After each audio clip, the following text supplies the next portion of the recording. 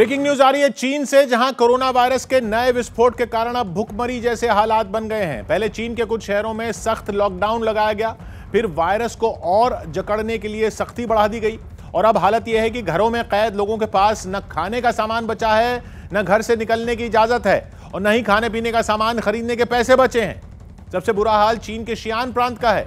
Lockdown वहां इतना सख्त है कि कार चलाना ही मना है।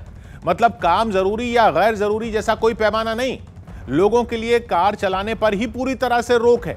ऊपर से लोगों को सख्त निर्देश दिए गए हैं कि घर से केवल एक आदमी बाहर निकलेगा, जिसे 3 दिन में सिर्फ एक बार जरूरी सामान खरीदने के लिए निकलने की इजाजत होगी।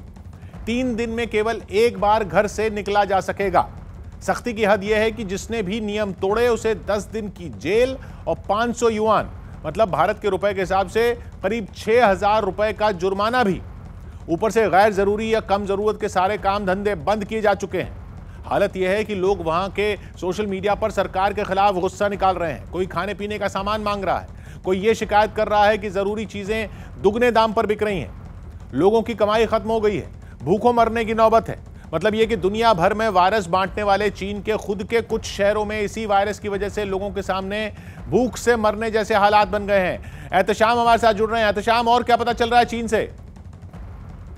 जी किशोर, चीन का बहुत ही अहम प्रांत है जियान, जहां पर कोरोना का खौफ एक बार फिर मंडराने लगा है और सरकार ने बहुत सख्त पाबंदियां आयद कर दी हैं। सरकार ने ऐलान किया है कि अगर कोई भी व्यक्ति अपनी गाड़ी लेकर घर से बाहर निकलता है इलाज के अलावा किसी और कारण से, तो उस पर $80 तक का जुर्माना लगाया जा सकता है या फिर 10 दिन की कैद हो सकती है।